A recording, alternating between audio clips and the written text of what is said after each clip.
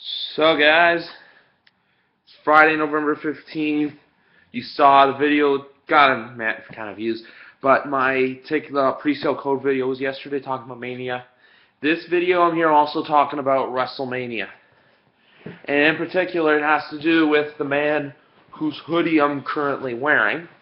I didn't feel like putting on a t-shirt of his.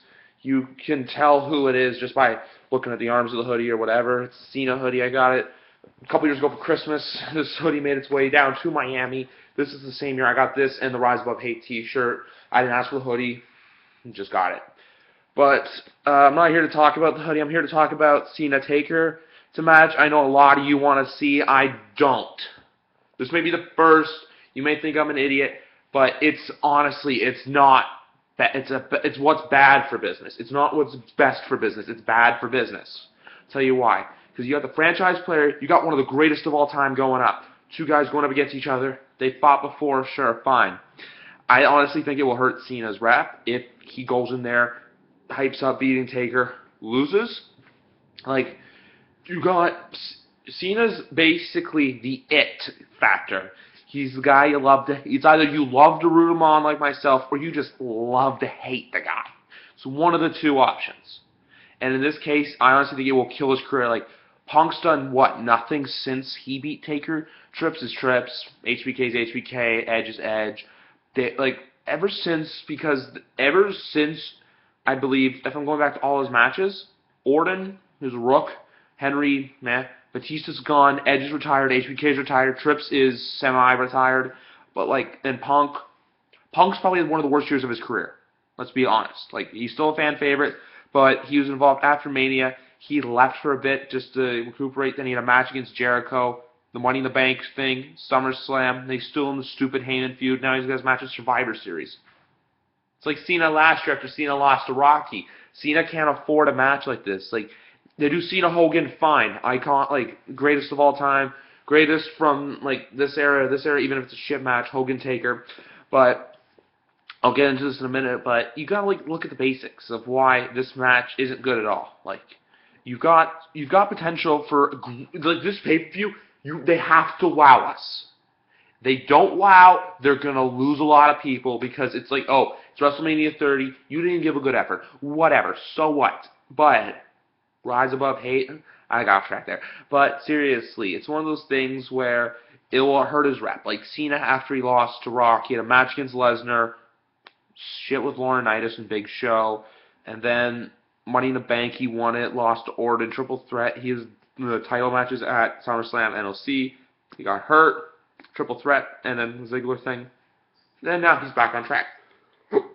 Excuse me. But it's when you're thinking about it, you just gotta think what's right. It's not what's best for business sometimes. It's what's right for business. Because Cena Taker might be best, it's not right. I honestly think if I had to pick three guys out of the hat, I would put Hogan, Lesnar, Sheamus. Those are my top three guys to face Taker. Hogan Taker just because it's a classic. One more time. It's the last time I'm probably going to see either of these guys compete in a ring. Brock Lesnar, because Brock Lesnar has something to prove. Because let's be honest, Brock Lesnar's not had, maybe he's had his Cena match was alright, his Punk match was good. All three of his matches with Triple H sucked. Especially the Steel Cage and No Holds Barred. WrestleMania last year was in the middle. It's kind of like the Cena match. But he's got something to prove. Sheamus, just like last year. Sheamus and Taker have never done a thing before. It's like this year with Punk. The two guys have never collided before.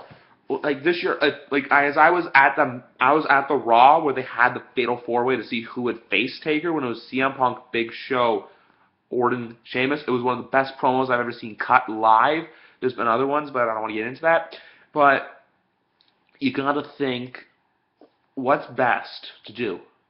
Because there's some things where you can do it, pays off, great. There's some things you do it, doesn't pay off, you're screwed. That's the case with Cena Taker. Cena Taker isn't right. Cena's got to face a caliber of people. It doesn't matter who he faces as long as he gets someone good. Because let's be real, Cena hasn't had a good WrestleMania match in almost 4 years. Batista was his last good match. The one against Miz was alright. Rock Cena did not live up to the hype. Rock Cena 2 was whatever. Even though I was there for Rock Cena, my top 3 WrestleMania matches that year was Taker, Triple H, and Hell in a Cell, Punk, Jericho, Cena, Rock. 4th is Orton. No, it was not Orton, Kane. What was my 5th? Yeah, it was actually. Yeah. So there's some things that they gotta learn. Cena's your everything. Like, Cena's possible opponents, I'd like to see him face another Triple H match because he has not had a bad match against Triple H. Him and Triple H at WrestleMania 22 was a classic. Him and, like, Night of Champions 08. It was still a great match. Not a lot of people remember it, but I do. And, like, even the Triple Threat at WrestleMania was a good match. He had the two Triple Threat matches he had. Cena Orton even would be another one because even though it's a recycled rivalry, they've done it several times.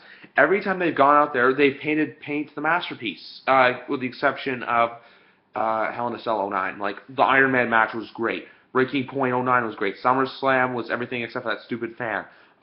No Mercy 07 never happened, but it would have. SummerSlam 07, Unforgiven 07. There's all these matches that they keep remembering that are just good for whatever reason. And, like, even... but him and Trips, I can't see it happening, but I can see Trips Bryan. I don't want to get into that. This is mainly about Cena. So basically, if you're watching this, I'm just here to describe why Cena Taker's not good, why it's bad for business. But overall, you got it. If it happens, then I'm not gonna be like throwing a fit and like everything. But if it doesn't, it's fine. But if it does, they just have to go out there and do it all. Because you got to think about it. Both guys, Cena's turning 37 this year. He's not getting any younger. Taker's definitely not getting any younger. If they are going to do this match, do it now. I honestly think Taker's last match should have been 28, but comes back once a year and wrestles. Not a problem with me. I like seeing the dead man. Yeah, that was just a quick synopsis of everything. WrestleMania tickets do go on sale tomorrow. Wish I could be going, wish not. However, I do have some breaking news. I maybe, I don't know yet, I may make the trek to Pittsburgh or Minneapolis for Royal Rumble or Chamber, and I'm doing LA SummerSlam. TJ and I, we are going to Los Angeles. Like, that's been official. It's like everything, like, we're planning it, we're going.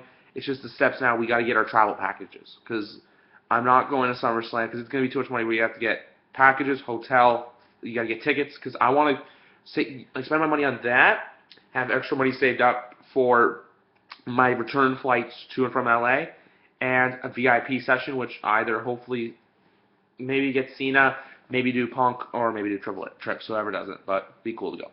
So yeah, watch this, watch other videos, do whatever you gotta do. Man Mark Bordegon, no Cena Taker.